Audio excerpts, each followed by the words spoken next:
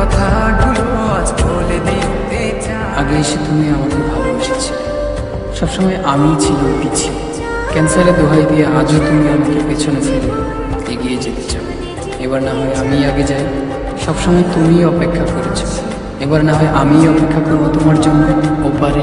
কথাটাই ছিল শুধু বলা।